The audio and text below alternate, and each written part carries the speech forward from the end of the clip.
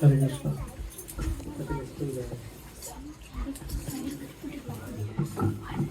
It was nice to see many of you last weekend at the temple. So many of you were there and receiving your certificate. It's such a, of course, for those of you who have, who missed, who was not there last weekend at the temple. Okay.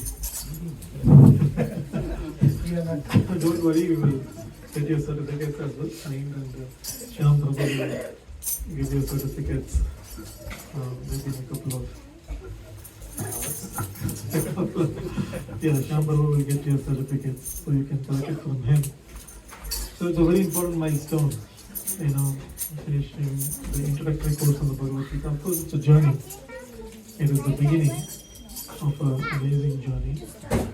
Because Bhagavad Gita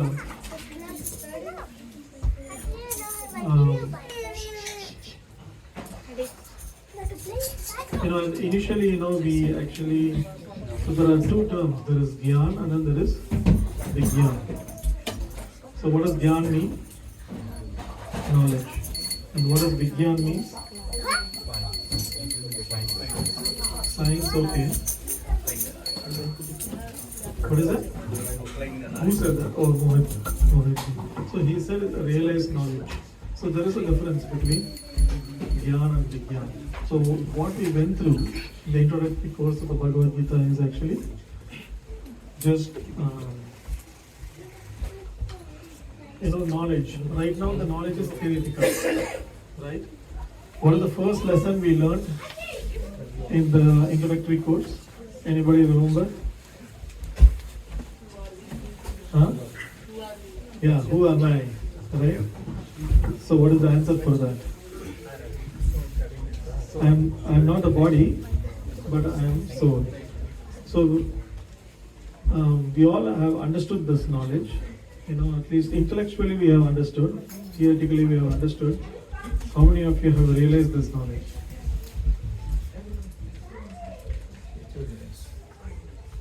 What is that? We are all yet to realize.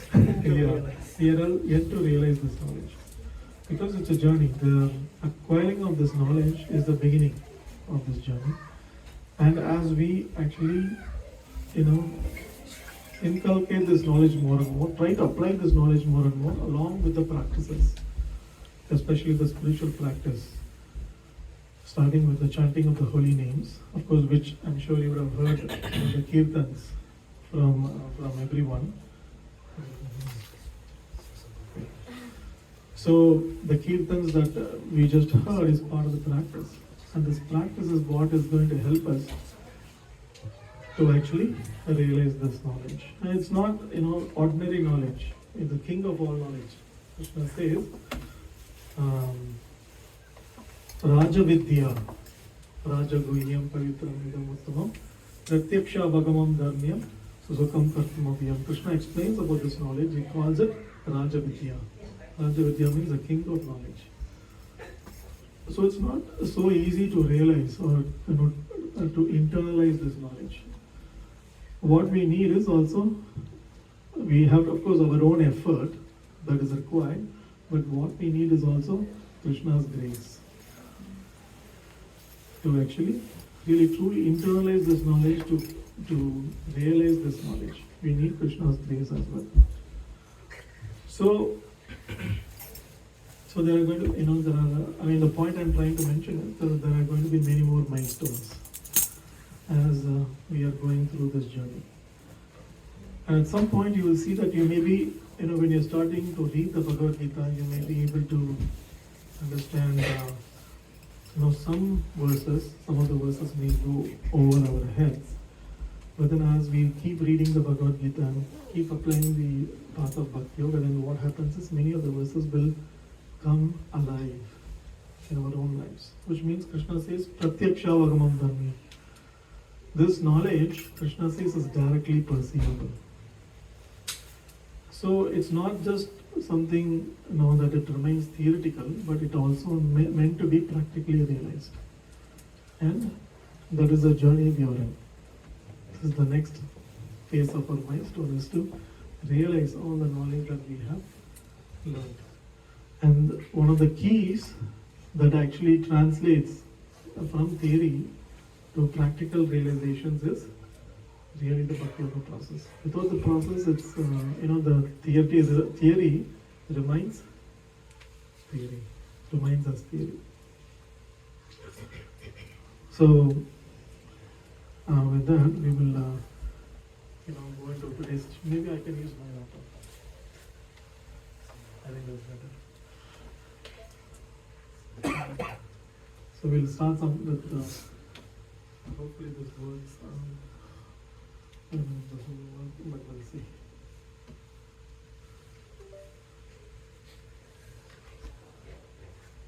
Yeah, it works. Okay.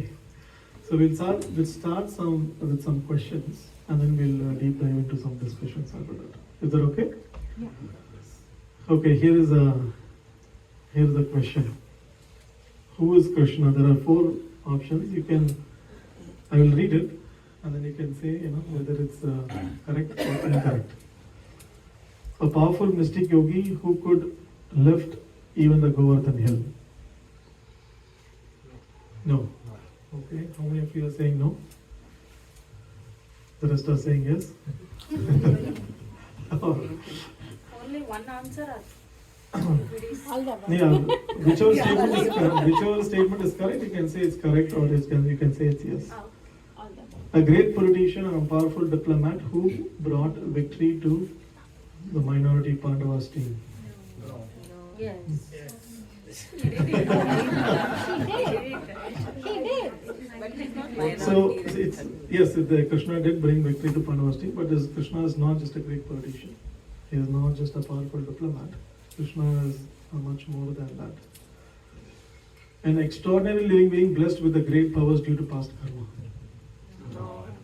No. Nice. Yeah. Krishna is not an ordinary living entity, or even an extraordinary living entity. Krishna is not a living entity like us. Forget about whether it's ordinary or extraordinary. Krishna is, and the 4th one, the Supreme Personality of Godhead Himself. Yes. Okay. Yeah, Krishna is the Supreme Personality of Godhead. And we can know this from the Bhagavad Gita itself and from many sources. And let's look at the next verse also, because it's connected. Why do we accept Krishna as Supreme God? Option 1, all great acharyas like Shankaracharya, Ramanujacharya, Madhavacharya, Chaitanya Mahaprabhu accepted as such. No, they didn't. Yes. They did. Even though we may feel, of course, we all know that Ramanujacharya, Madhavacharya, Chaitanya Mahaprabhu, they all accepted. Why did somebody say no? I would like to understand that first. Somebody, Not because they accept Krishna because they accepted, we doesn't mean won't we accept the Supreme God.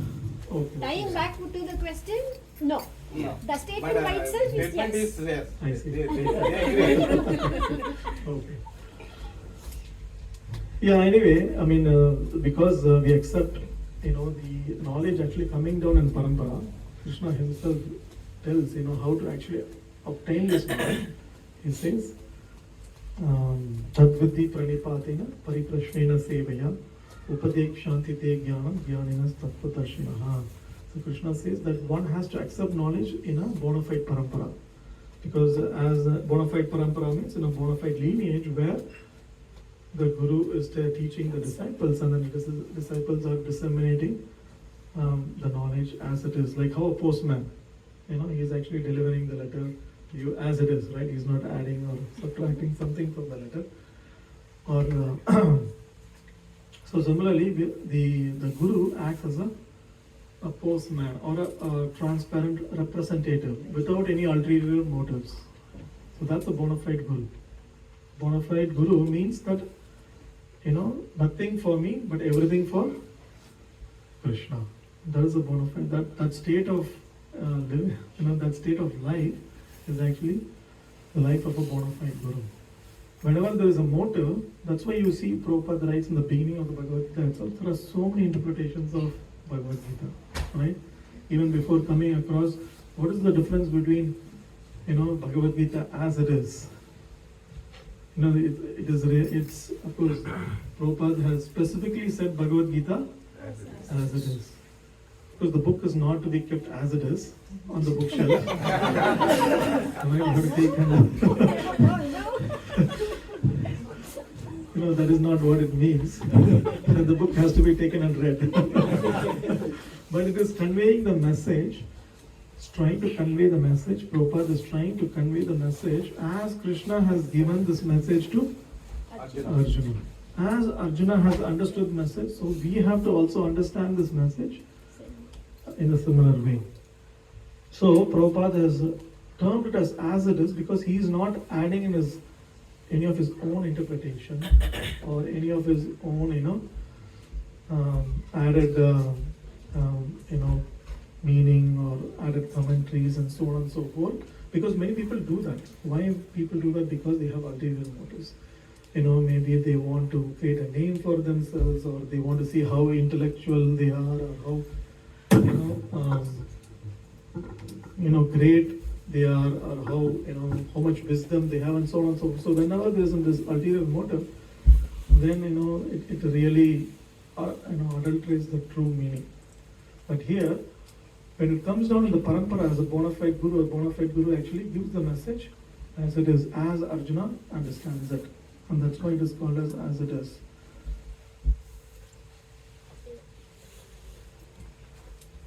Right, so this coming down in parampara is very important because this knowledge cannot be understood. I mean, many of you have tried reading the Bhagavad Gita on your own, right? How was your experience? Great. Really great. Yeah, it is. Of course, reading the Bhagavad Gita is always great, but it's all it's we can't fully understand it or grasp it because this knowledge is not so easy to understand by one's own effort. One needs to actually learn it from a guru, and that's what Krishna says. Tad buddhi pranipatena pariprashnena sevya. So one has to approach a learned, a bona fide guru, and in a submissive way, and render some service and inquire on the bona fide guru. They will be able to impart the truth because they have seen the truth.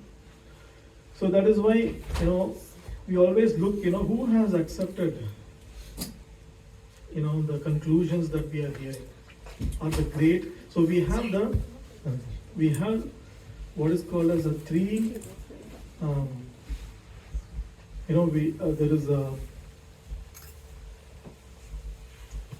there is a criteria by which we accept everything, and there are three criteria. Basically it's a triangle, it's a triangulation actually, by which we accept something as bona fide. One is sadhu, one is shastra, sadhu, and guru.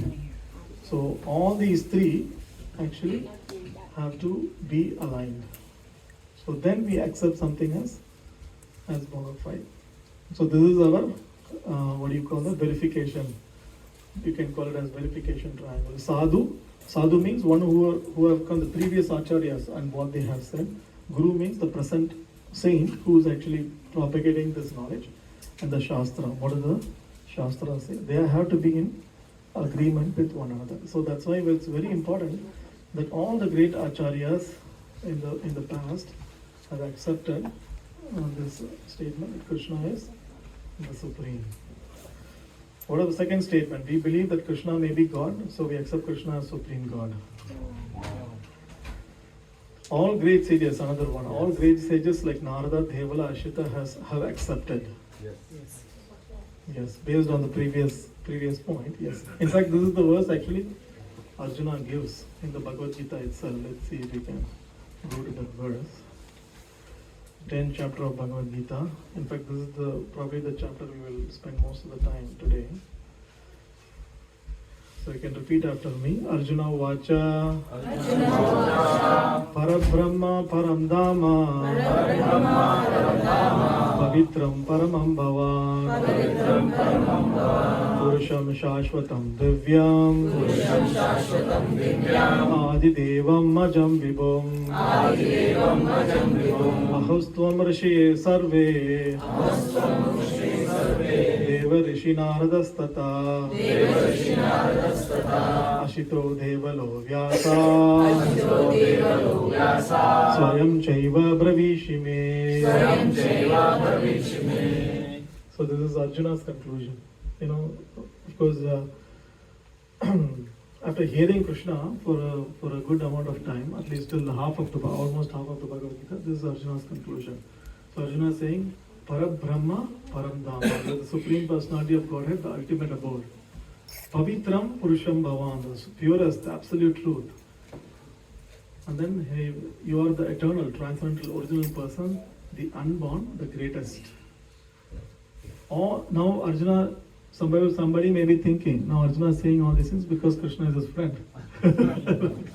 How you have today, in the political space, if they all come together for, whatever, coming to power, then they glorify each other, right? So it's not like that. So what is Arjuna? Arjuna is backing up his statement with the agreements of other sages as well. So what does he say? All the great sages such as Narada, Ansita, Devala and Vyasa confirm the truth about you. And now you yourself are declaring it to me. So it's not just Arjuna's understanding after hearing, some portion of half of the Bhagavad Gita, but it's also the conclusion of all these great sages, who have confirmed Krishna to be the absolute truth or the Supreme Personality of Godhead. So Krishna, and then last is Krishna declares and proves that he is God in Bhagavad Gita through Vishwarupa Darshan. That's true. That's correct actually. So Krishna actually, the 11th chapter of Bhagavad Gita, he actually shows us Vishwarupa Darshan and how he is actually entered into, maintaining and running the whole show of this cosmic manifestation. So Arjuna sees that and then he gets totally bewildered actually. In fact, this is in the 11th chapter is the verse which Oppenheimer, you heard Oppenheimer? Yes. Right? There was also recently a movie, of course. Now these guys don't show the real, but he was actually very inspired by the Bhagavad Gita. He actually was, in fact, it is said that he learned Sanskrit to read the Bhagavad Gita. So he was a great thinker and philosopher also, apart from being a scientist. So when he exploded the atomic bomb and seeing the intensity of the atomic bomb, do you know what he remembered? He remembered the verse from the Bhagavad Gita, which is from the 11th chapter of Bhagavad Gita, where Krishna actually shows his Vishwarupa Darshan and Arjuna sees that, it's so bright. Initially when Arjuna starts seeing the Vishwarupa Darshan, it's so bright, he says that it's so bright that it's as if, millions and millions of suns, or thousands and thousands of suns have risen simultaneously. That's his description of he describes in many verses about the Vishwarupa Darshan. And then Oppenheimer remember that verse. That when millions of sun rises, what will be the intensity, and that he could see when the atomic bomb exploded actually. Yeah. Anyway, those are two questions. We'll cover the rest of the questions in a bit. So I want to start with the 10th chapter of just a few verses before. This is the essence of Bhagavad Gita. So this is called as Chaturshloki Gita. You want to know what is the essence? Of course, Bhagavad Gita is only 700 verses. We should read all the 700 verses. But the Acharyas are so kind that they have given us the essence even within 700 verses, and that essence is captured in these 4 verses of the Bhagavad Gita, which is called as Chaturshloki Gita. So that 4 verses are 10.8, 10.9, 10.10 and 10.11. Those are the 4 verses. So should we look at the 4 verses? Then we'll know what is the spirit or what is the essence of the Bhagavad Gita. Aham sarvasya 10.8 Aham sarvasya prabhavo matta sarvam pravartate iti matva bhajante mam bhuda bhava samanvitaha. The first verse talks about Krishna's supremacy. So Krishna says, I am the source of all spiritual and material worlds. Everything emanates from me. The wise who perfectly know this engage in my devotional service and worship me with all their hearts. So Krishna is basically saying here that he is the source of everything, the source of both material and spiritual world, and everything emanates from him. So and that is true for all categories of living entities. So the 7th chapter, Krishna says that all the material energies are coming from him. Bhumi, Rapo, Nalo, Vayu, Kam, Mano, Buddhi, Revacha, Ahankara, Iti, Yamni, Vinna, Prakriti, Ashtaka. So earth, water, fire, air, ether, mind, intelligence, false ego are all emanating from him. Not only the material energies are emanating from him, right? And that's how the material realm is made of, all these material elements, right? And we get everything for free, right? Krishna throws in the whole solar system for free, right? Krishna, the earth, he throws in for free. And not only that, he throws in our body also for free, right? Now, you've never seen nature charging us for anything. Everything is actually given to us by the Supreme, earth, water, fire, for our livelihood. So all these things are emanating from Krishna. Not only the material energy is emanating from Krishna, even we are emanations of Krishna. So Krishna says, Mamai Vamsho Jiva Loke, Jiva Bhuta Sanatana. As spiritual entities, we are also emanations from Krishna. And another point is, that not only we are emanations from Krishna, even Lord Vishnu is an expansion of Krishna. So that's a very interesting point to know. I mean, maybe some of you are even Lord Vishnu. In fact, there are 3 kinds of Vishnu, 3 categories of Vishnu. Does anybody know 3 categories of Vishnu? Okay, Shriya. Mahavishnu, Garbhodaksha Vishnu, and I don't know about Shirodaksha Vishnu. That's correct. So there are So we talked about matter, how Krishna is the source of, matter, or all the material energies. Now we'll come to the spiritual aspect of things, so the different categories of entities. One is called the Jiva Tattva. So what does the Jiva Tattva involve? We are all Jiva Tattvas. We are all, the Jiva Tattva means the living entities who are spiritual in nature. So we are Jiva Tattva. In fact, Lord Brahma, of course, he is the firstborn, but he also falls under the category of Jiva Tattva only. He is also a Jiva. But so, Brahma is actually considered to be a post. So whenever you start a new company, who do you hire?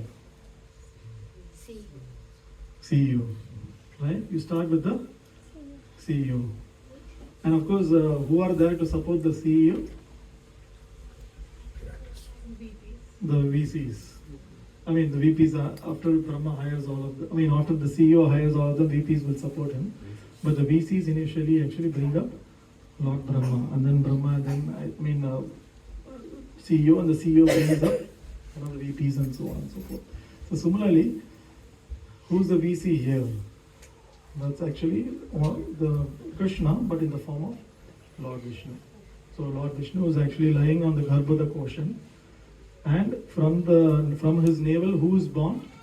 From navel, what comes out? Lotus comes out. A lotus comes out, and from the lotus, who is born? Lord Brahma is born. And this is very detailed.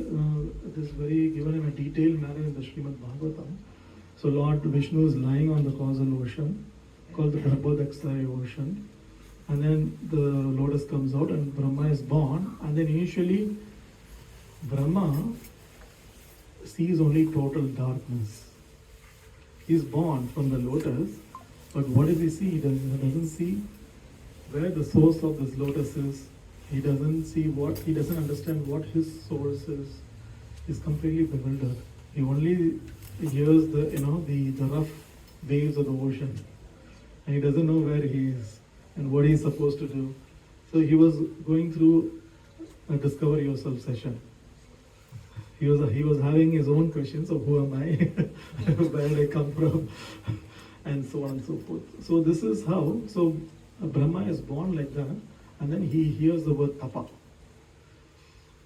Tapa means tapasya. So he hears the word tapa, so he performs tapasya for thousands of celestial years. And Brahma completes thousands of celestial years of tapasya, then actually he is able to see Lord Vishnu lying on the Garbhoda Kosha. In fact, what Brahma does is he actually gets down the lotus and then he goes into the stem. And then he tries to find, what is my source and what is the source of this flower. And then he sees, as he nears the navel of Lord Vishnu, he sees, he sees the terrible influence of time.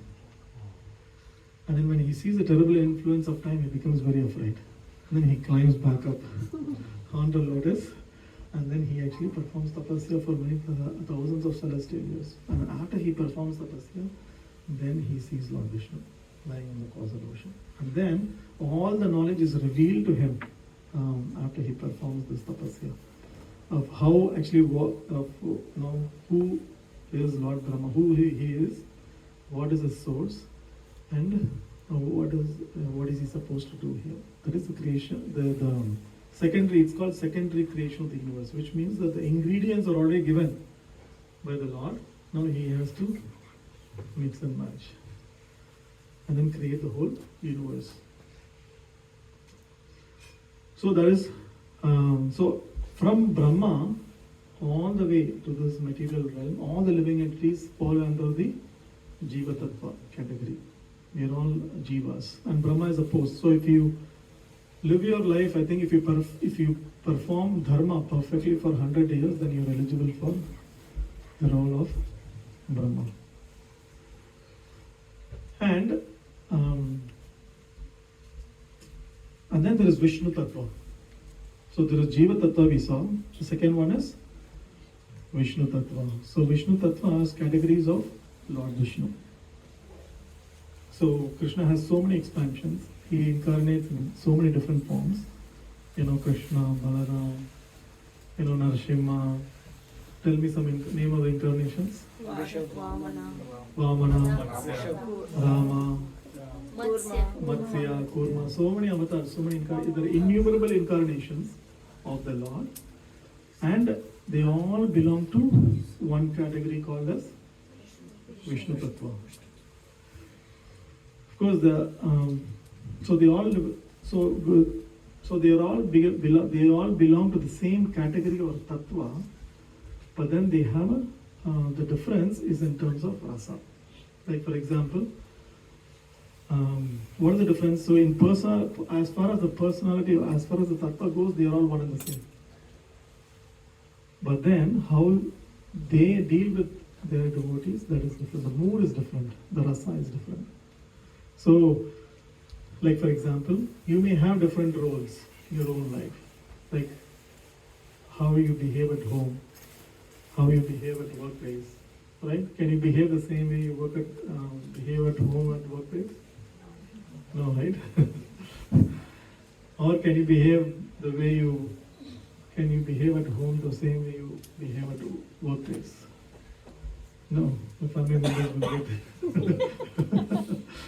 will get angry, right?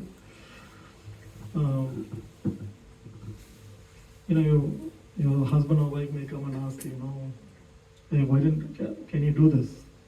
Can you go to the shop, or can you take this garbage bag? You cannot say this was not in the project. Screen plan. It's not in it's not in the scrum actually. Or the weekly. So we have different roles. We have a different role at home. We have a different role at our workplace. Where are we more informal? At home or workplace? At home. At home we are more informal. Which one you like? You like people to be more informal or be very formal? Informal. Yeah, informal. Why? More personal. Yeah, it becomes more personal, right? Even if if you have a manager, if he becomes a very close friend of yours, it becomes very informal. You would like to have such a relationship rather than more formal relationship. Like how a judge in a high court treats everybody. That's a very formal way. But we would like to have more informal relationship because there's intimacy in that relationship, right? There's closeness in that relationship. So similarly, the Lord also has different roles. The Supreme Lord also has different roles. So Krishna, in his sweet form as Shyam Sundara, is actually God at home. So Krishna is actually God at home. But when he goes to work, then he becomes Lord Vishnu. So when he goes to work, he becomes Lord Vishnu. Then he becomes very formal. Alright? You cannot go around and put your hand around Lord Narayana and say, how are you doing? But Krishna, actually, of course, that's not to make that relationship with Krishna it's not something that's very cheap. But you can see how the Gopas actually play with Krishna. It's very informal. If you look at the pastimes in Vrindavan, it's very, very informal. In fact, Mother Yashoda, she loves Krishna so much. In fact, in Vrindavan, in Vrajabhumi, sweetness, so there are two ways we can actually worship the Lord. One is sweetness, an exchange of love. The other way is through Aishwarya. Aishwarya means through majestic awe and reverence. So, when Krishna as Lord Vishnu he is worshipped with awe and reverence. There is Purusha Shakta prayers, Om Purnam Madat Purnam, like that, and then there is Rig Veda mantras recited. He is worshipped very formally. And then he also deals everything in a very formal manner, right? But then when how is Krishna loved? Krishna is loved by much more intimacy. So much so that the Vrajavasis forget that he is God. And because they forget that he is God, they actually deal with him in pure love, in an informal way, where the intimacy is greater than awe and reverence. The intimacy is greater than awe and reverence. So that's why Mother Yashoda just, in the previous chapter, Bhagavatam describes, Mother Yashoda just has an episode where Krishna actually opens his mouth, she asks him, have you eaten dirt? And then what does Mother Yashoda see when he opens his mouth? Entire universe. The entire universe. The entire universe. And then for a few moments she becomes bewildered. She's thinking, am I dreaming? Is this really, my son? Is this, Gargamuni had said that he will have similar qualities and nature like Lord Narayana.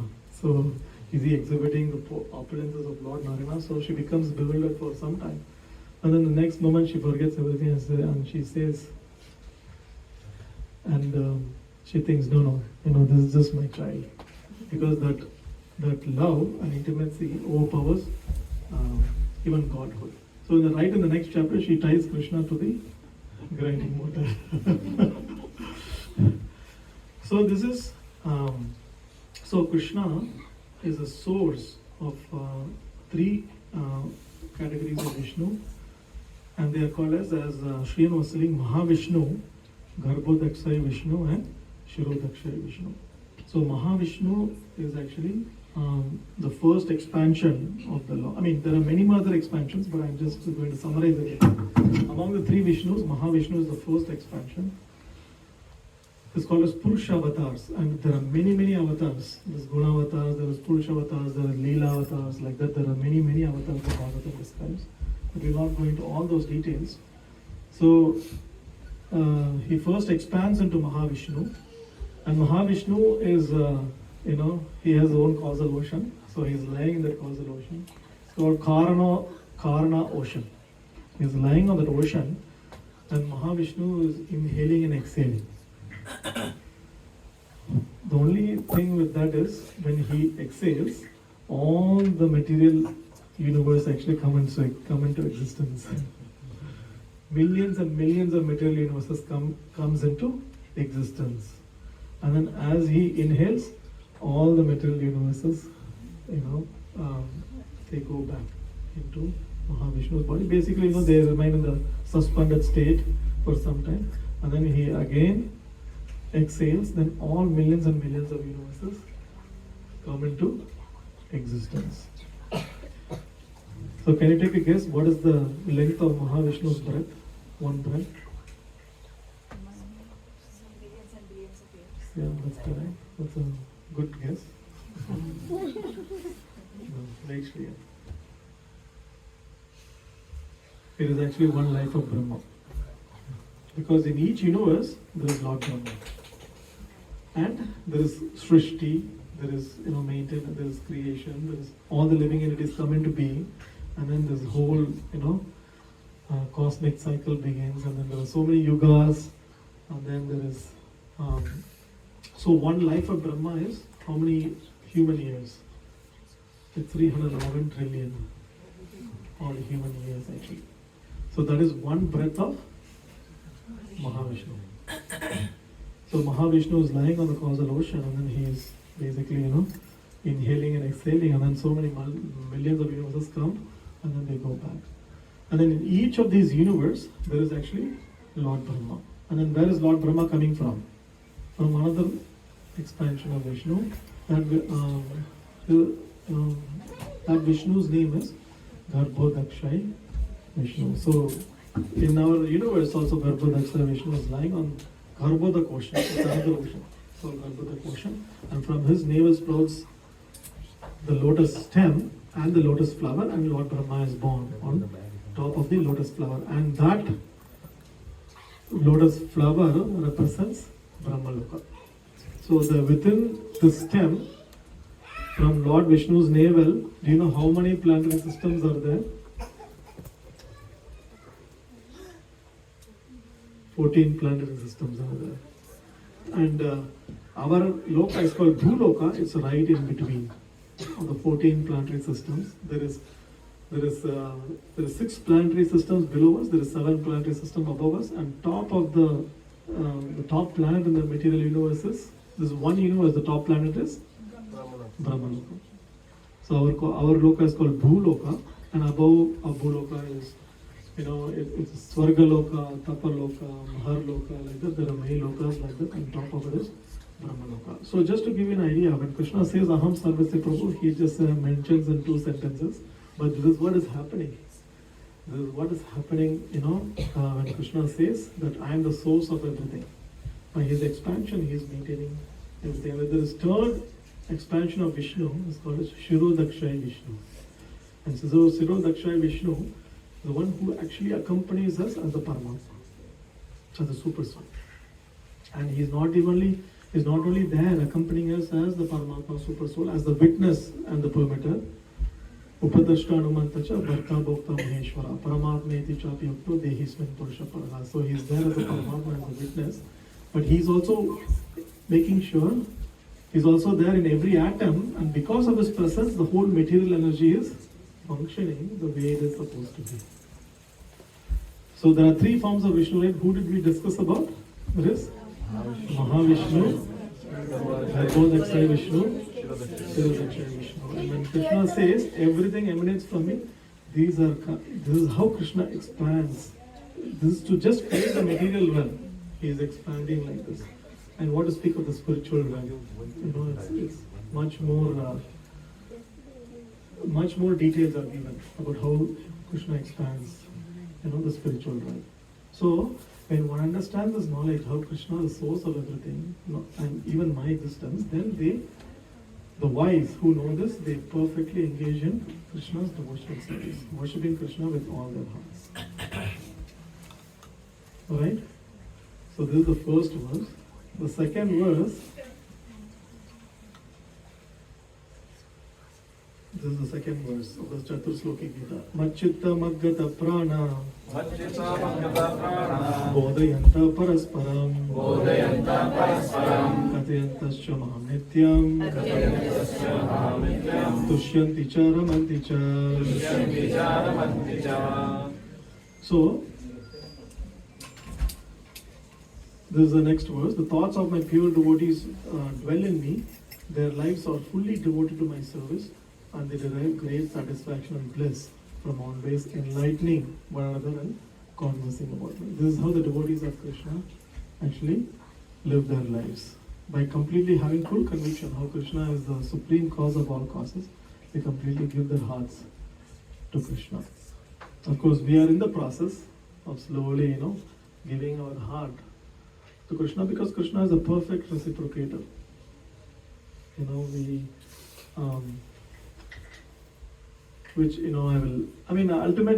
what I was just as I was, anyway, we'll cover the verse and I'll come to that point, how Krishna perfectly reciprocates with his devotees, how he personally takes care of his devotees.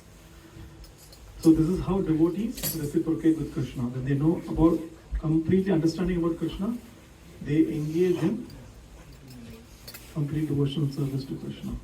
This is how devotees react.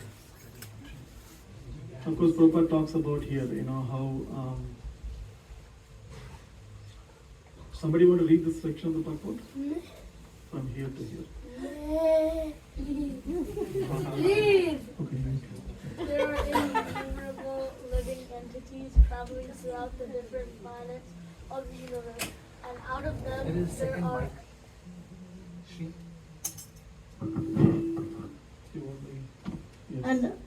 them there are a few who are fortunate enough to meet a pure devotee and get the chance to understand devotional service. This devotional service is just like a seed, and if it is sown in the heart of a living entity, and if he goes on hearing and chanting Hare Krishna, Krishna Krishna, Hare Hare, Hare Rama, Rama Rama, Hare Hare, that seed fructifies just as the seed of a tree fructifies with regular watering. The spiritual plant... I just wanted to, you can pause, take a pause for a few seconds. So basically here, of course, it talks about the journey of the living entities. The living entities are innumerable living entities. The innumerable living entities we see on the planet, and across the universe there are innumerable. But then there are only very few fortunate who comes in contact with a devotee.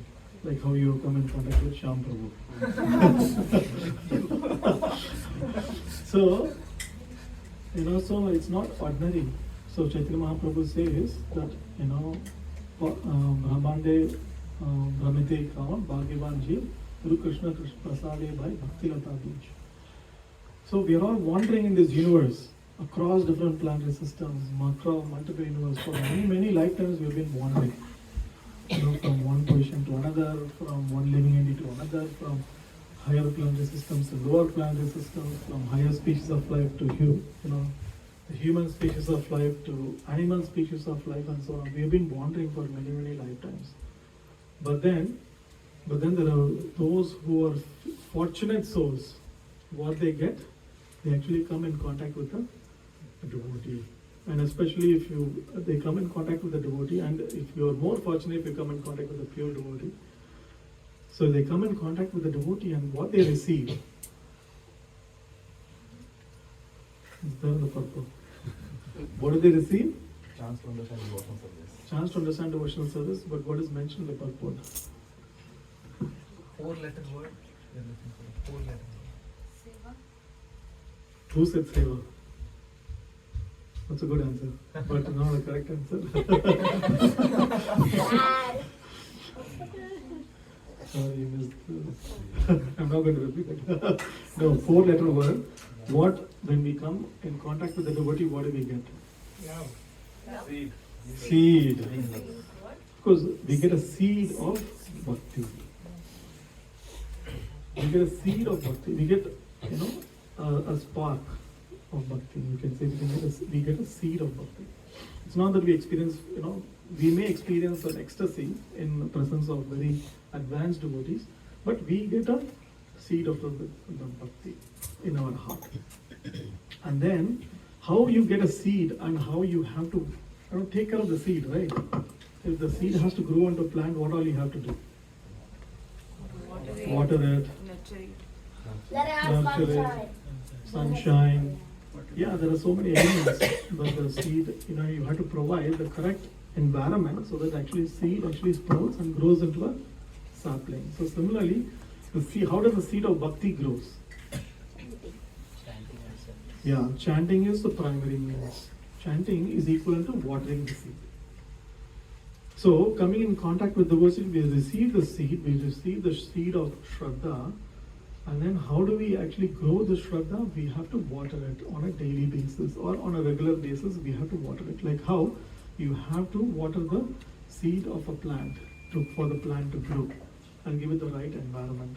Similarly, we also have to give the right environment and water the seed. Now, what is the right environment? How can we give the right environment for the seed to grow? Yes. Diet. Yes, ABCD. Which A stands for association, B stands for book, C stands for chanting, and D stands for diet. And of course, C is also the watering process. See, chanting is the watering process. So, after we get the seed, we water, we nourish the seed, and slowly, what happens? The seed actually grows, sprouts into a small plant or sapling. And then you can now continue reading. The spiritual plant of devotional service.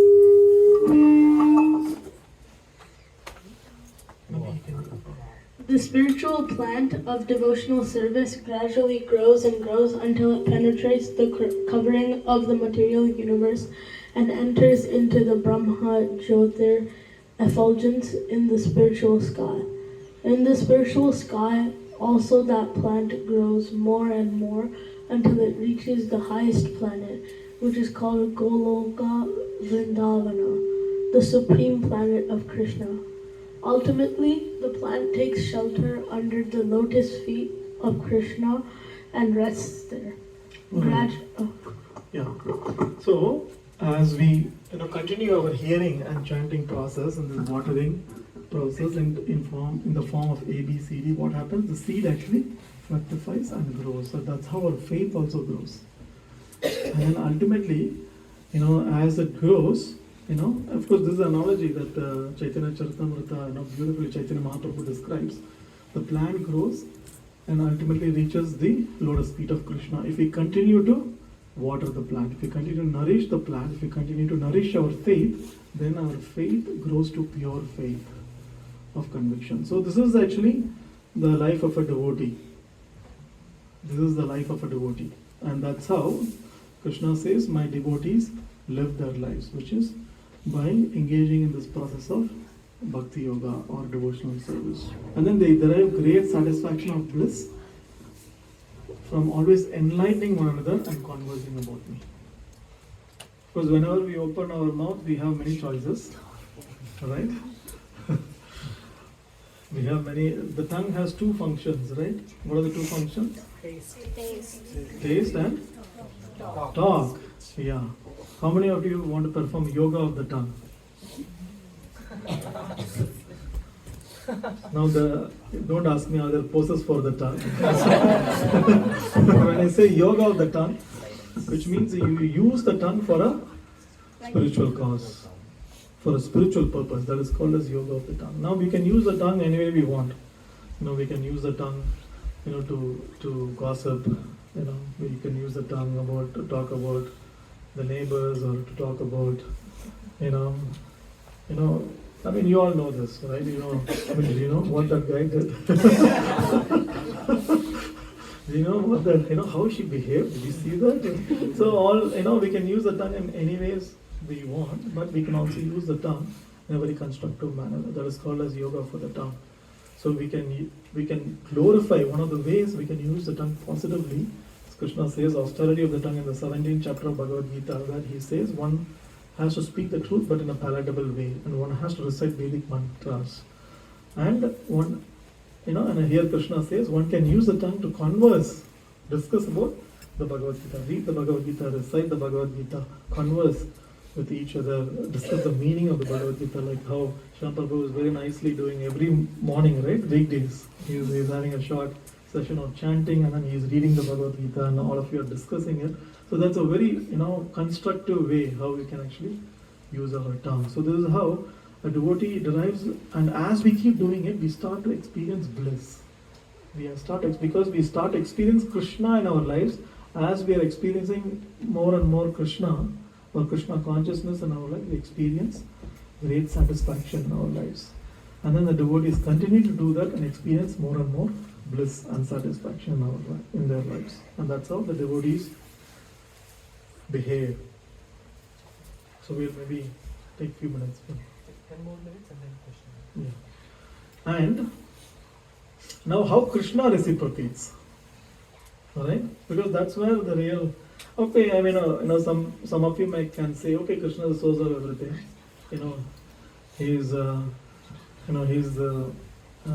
He creates the three Vishnus.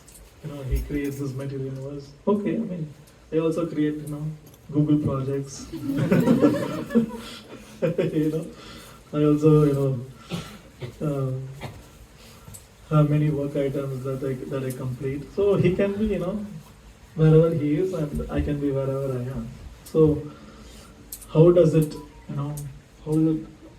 some people may not be very inspired. Now Krishna talks about how he actually reciprocates with his devotees.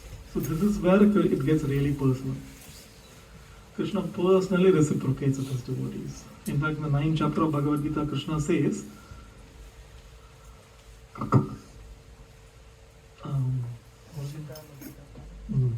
the 9th chapter of Bhagavad Gita, let me just look at the verse.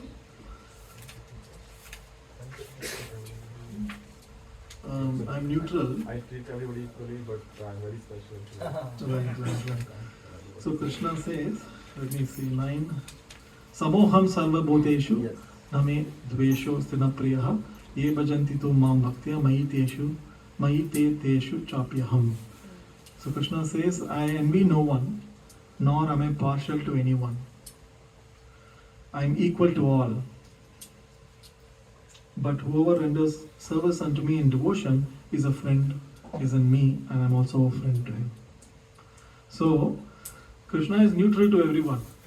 He is, reciprocating to everybody according to what they want and according to what their karma is. But when one becomes a devotee, then it becomes a very dear friend of Krishna. And Krishna also becomes, when we want to approach Krishna in that way, when Krishna becomes dear to us, and when we see Krishna as our dear friend, then Krishna also starts to see us as our dear friend. And that is the speciality of the process of Bhakti Yoga. And that's how that's why there is a beautiful incident in Chaitanya Mahaprabhu's story, where Chaitanya Mahaprabhu is actually visiting Sri Rangam. How many of you have heard about this place, Sri Rangam? Okay. Many of you are probably from that place also. So Sri Rangam is a very, very very important, very holy place. And the deity is actually, do you know who worships the deity? Ram. Who said that? Rama. Yes, Lord Rama worshipped the deity that is there in Sri Rangam today. Actually, the Lord Vishnu is in a lying pose. There's Ranganatha Swami, the lying pose, and that deity is actually worshipped in the Surya dynasty. The kings of the Surya dynasty had worshipped the deity, and the deity is there in Sri Rangam in Tamil Nadu. So Chaitanya Mahaprabhu is visiting that place, and then he sees actually a devotee, he sees a devotee reading the Bhagavad Gita there. And then the devotee is actually, trying to read the Bhagavad Gita, but, he is not able to, he is not reading properly. And everybody is, around him, whenever he is trying to read the Bhagavad Gita, everybody around him is laughing. And then Mahaprabhu comes, and then he is very, he's very, very curious about, what this person is trying to do. And then he also sees that the person is actually really, he's reading the Bhagavad Gita with full of devotion, and he has some tears also in his eyes. And Mahaprabhu is very curious, and then he comes, the person, and asks him, what are you trying to do? He says, I'm trying to read the Bhagavad Gita. And then Mahaprabhu, is very happy, okay, you're trying to read the Bhagavad Gita, that's very good. But then he says, but I'm illiterate.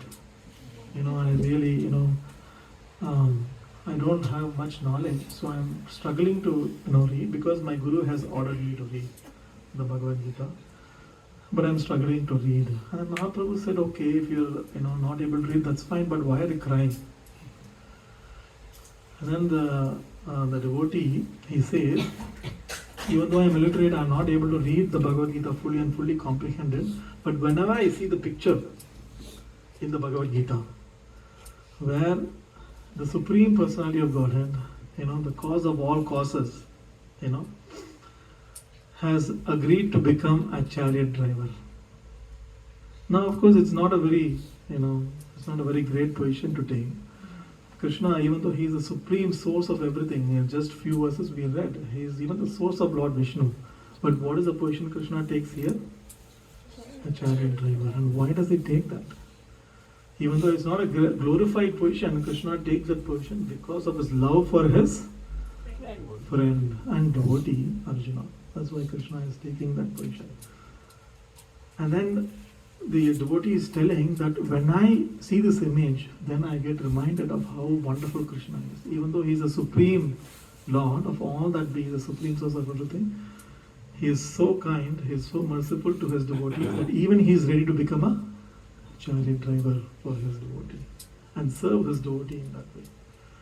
So this is, the beauty of Krishna. This is the beauty of devotional service, that Krishna himself becomes subservient to the pure love of his devotees. So Krishna gives himself to his devotees.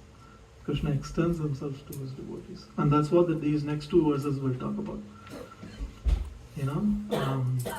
Just Krishna's reciprocation to his devotees. Tesham satati yuktanam Bhajatam priti purvakam Nadami buddhi yogam tam Yena mam upayanti te. So Krishna says, those who are constantly devoted to serving me with love, I give the understanding by which they can come to me. So this is Krishna's reciprocation. He says, I give them the understanding. Personally, I'm taking care of each and every one of my devotees. And this is Krishna's promise. And then the next verse also talks about another verse, to show them special mercy, I dwelling in their hearts, destroy with shining lamp of knowledge the darkness born of ignorance. So Krishna, when we worship Krishna and engage in unalloyed devotional service, how does Krishna reciprocate? He reciprocates with his mercy. And how does his mercy manifest? Krishna, who is dwelling in our hearts, he destroys all ignorance from our heart and lights our heart with shining lamp of knowledge. That's how Krishna reciprocates. Not only Krishna reciprocates internally, he also reciprocates many times, for his devotees. And you can see the life of the Pandavas. Even externally, Krishna reciprocated in so many, many ways. There is an interesting pastime in Ramayana. Where when Dasharath Maharaj, he's he understands that he's getting old, and then his son is also grown up now. Now it's time actually to coronate Lord Rama as the king of Ayodhya. So when he consults with the sages, with his ministers, and finally he makes a declaration in the public, that actually I'm thinking about crowning, Rama as the next king of Ayodhya. And then the crowd becomes so happy, and they all start shouting, Jai Shri Ram, Jai Shri Ram, and and then they become so excited, and then they're all celebrating with so much joy and everything. And then suddenly Dasharatha, he feels, maybe I was actually a bad king. was I so bad? I just announced that, Rama is going to be coronated as a king. I mean, they're not even feeling a little bit sorry. I'm gone as a king. And then he starts, he asks the public, I understand. I'm also happy that you're. But I'm curious about one thing. Was I a very bad king? That you're so joyful in seeing me off and Rama being throned as a king. No, then the public actually responds. Actually, you're a good king. You did all your duties very well, but Rama is a completely different personality. Rama is not only a king for us, but he's also one of our own family member.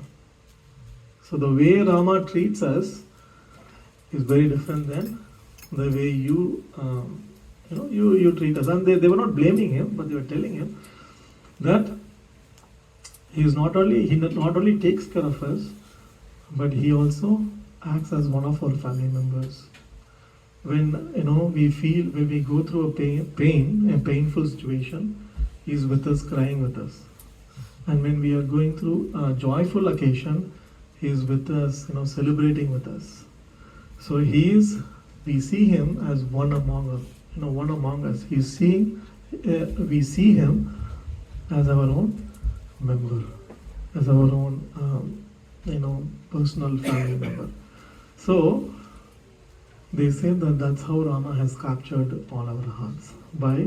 So that is how Krishna is. Krishna, of course, Krishna and Rama are the same personality, but in different moods. That's how the Supreme Personality of Godhead is. He's so personal, and he's so perfectly reciprocates. When we worship him, when we approach him, Krishna perfectly reciprocates to our desires. He's so caring for his devotees, like how he showed his care, throughout Mahabharata, throughout Ramayana. You can see how much affection Krishna and the Supreme Lord actually has for his devotees. So here Krishna says how he reciprocates with his devotees. He says by giving them transcendental knowledge so that they can come back to him. Anyway, there is a lot more to be said, but we'll pause here. And so this is the spirit of, this is the essence of Bhagavad Gita. How Krishna is the supreme source of everything, but at the same time, he is also our personal friend. He is also our personal friend. In fact, that's what qualifies for. In fact, that is the principle of Sharanagati. The principle of Sharanagati is, taking shelter. Right? There are two things. One is, two things are required for anybody to take shelter of another person. One is, the person has to be all powerful. Alright? And the person has to be loving. Person has to be approachable. Right? If one of the things are not there, then the person is not actually qualified to give shelter to anyone. So you may be in a very difficult problem, right? Your next door neighbor is approachable. And you can go and cry all about the problems. But then what will the next door neighbor do about it? He cannot do much about it. He'll say, okay, I understand your pain. And then he'll give you some tissues and he'll send you back home. And then there are very, very powerful people in this world. Who can who may be in a position to benefit you. But then they have, Vaikuntha Loka has only 7 gates. They may have like 10 gates before you can go and meet them. But they are not very approachable. So what is the point of such a powerful person when they are not approachable? But Krishna is simultaneously both. He is both all powerful, at the same time he is approachable. So he is a perfect person to whom we can take shelter of. So this is the principle of Sharanagati. Anyway, there is more to be said. The spirit of Bhagavad Gita is to take shelter of Krishna. That is the idea, because he is all powerful and at the same time he is all merciful.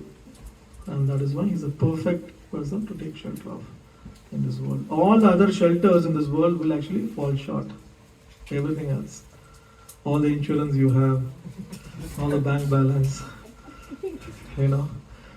everything will fail at some point, or everything will fail, or they will only cheat at some point. But there's one shelter that we can And everybody else also, inevitably in this world, unfortunately in this world, everybody else, even our close family members, they'll not be able to help at some point or the other in our life. They're only able to, help to the extent they can.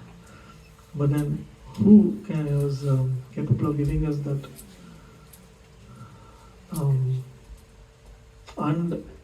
unhindered shelter is Krishna. So we have to take shelter of Krishna. And the whole concept of Sharanagati or surrender is another topic which we'll discuss at another time. So we'll stop there. Any questions or comments? Yes. So it's a follow-up question. We were discussing Krishna. When we approach, he is approachable, as well as Rama is also approachable, and he tries when there is a sorrow or something. So equally he mixes up with the people and understand the issues. So what is the different mode that we are talking between Krishna and Rama? Now the different mode we are talking about is again,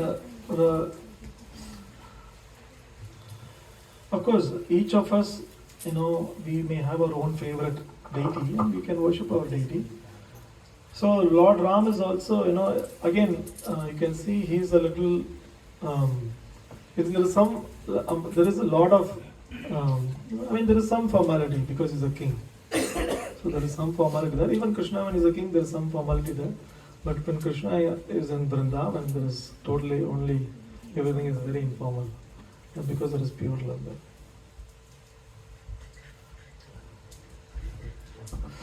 So my question is why Krishna gives the knowledge or Gita to only Arjuna? Why didn't give any others? Why he didn't give? Because Krishna himself says in the 4th chapter of Bhagavad Gita. Let me read that verse for you. So Krishna himself says, Bhaktya Seki. Bhaktya Sakarcheti. So he says, why am I giving this knowledge to you? First of all, there are many reasons. One of the reasons is Krishna gives this knowledge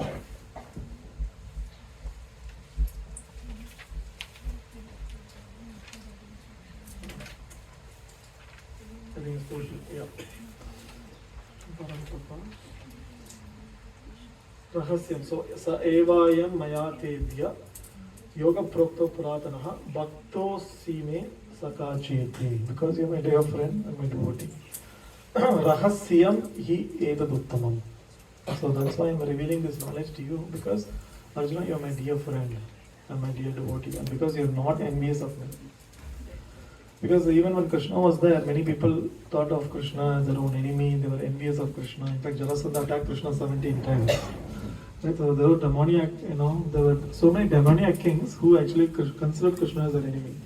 Kamsa, Jarasandha, all these different kings. So Krishna doesn't have to reveal himself or this knowledge to somebody who's demoniac in mentality or who was envious of Krishna. So Krishna reveals it to this knowledge to a devotee.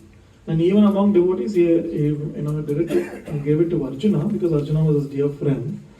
And also to show an example, because Arjuna was so much involved in the worldly duties, in the worldly affairs, being a king or one of the royal order, then dealing with politics, dealing with family and so on and so forth. So Krishna wanted to stress the point that Bhagavad Gita is also for all of us. Not just for sannyasis, but all of us who are actually going through, right through the material life, dealing with so many things, coding, project management, kids, family, husband, wife, in-laws, all these things. So Krishna spoke Bhagavad Gita to Arjuna to show that as an example.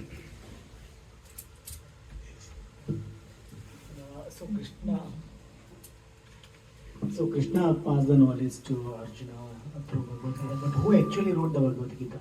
So it was compiled 5,000 years ago by Vedavyas. How So- did Vedavyasa got to know? No, Vedavyas is a literal incarnation of the Supreme Lord. So Vyasadeva is an incarnation of the Supreme. So he specifically came to compile all the Vedic literatures. And after composing all the Vedas, he composed the Itihasas and the Puranas. And part of the Itihasas was the Mahabharata and Ramayana, and part of Mahabharata was the Bhagavad Gita. The 4 Vedas, and then finally he also compiled the Srimad Bhagavatam, which is considered, the Bhagavad Gita and Bhagavatam are considered to be the essence of all the Vedas. So that's why it's also called as Gita Upanishad. In fact, we didn't come to that, the glories of the Bhagavad Gita. I'll leave you with a verse that actually Padma Purana talks about the glories of Gita. So, it says, Sarvo Upanishad Gavo, Dogda Gopal Anandanaha, Partho Vatsa Sudhir Bhokta, Duktam Gita Amritam Mahat. So this is actually Gita Mahatmya 6. So Gita Upanishad it's called Gita Upanishad because it's in the essence of all the Upanishads. In fact, Upanishad is considered to be the, Vedas are voluminous, and out of the voluminous Vedas, Upanishads are considered to be more highly placed than the rest of the Vedas. And even among the Upanishads, the essence of all Upanishads is Gita Upanishad. So in this verse, in Gita Mahatmya, it said this Gita Upanishad, Bhagavad Gita, the essence of all Upanishads is just like a cow. You can think the Gita Upanishad as the Bhagavad Gita as a cow. And Lord Krishna, who is known as a famous cowherd boy, is milking this cow. Right? And then Arjuna is just like a calf and then drinking this milk. And of course, whenever the calf drinks milk, there is some milk left over also for humans to consume. And learned scholars and pure devotees are to drink the nectarian milk of the Bhagavad Gita. So this is Gita Mahatmya. It's a very beautiful verse. So the Bhagavatam and the Bhagavad Gita is considered to be the essence of all the Vedas. Like how the butter is considered to be the essence of milk. Similarly, the Gita and the Bhagavatam are considered to be the essence of all the Vedas. So everything that you need to know is there in Bhagavad Gita. So it's like, how sometimes when you in our childhood days we may, in our college days, sometimes the book will be this big. Like some physics book or some chemistry book or some calculus book. It will be so big, and then some students, they'll only look the book the previous night. The exam is going to happen. And then they will be like, the head will be smoothing.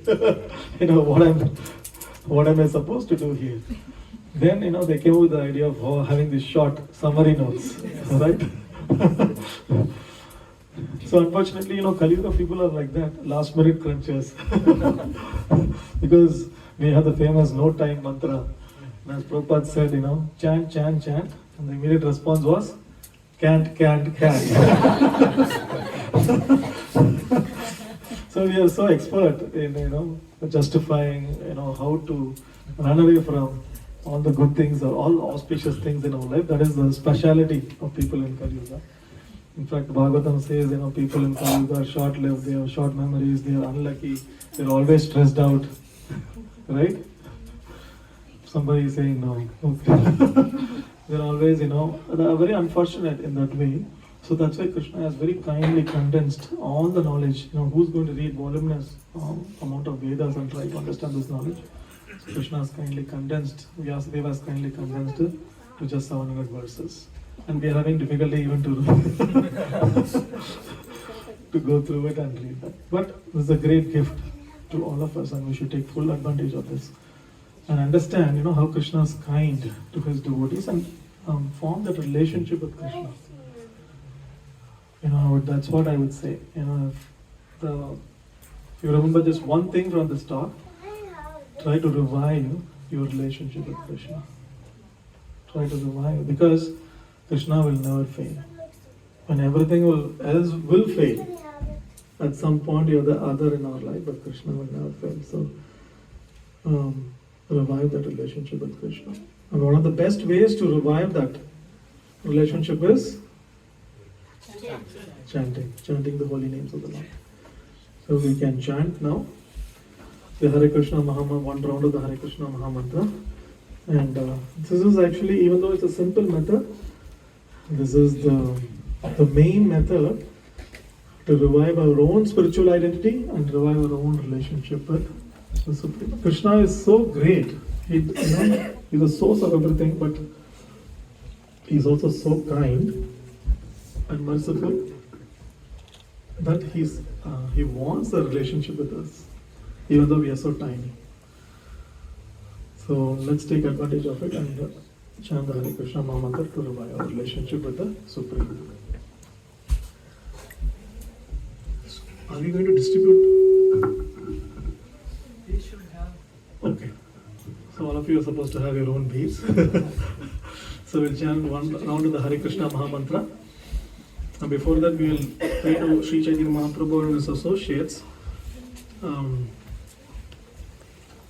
so that they can give their mercy, so that we can chant with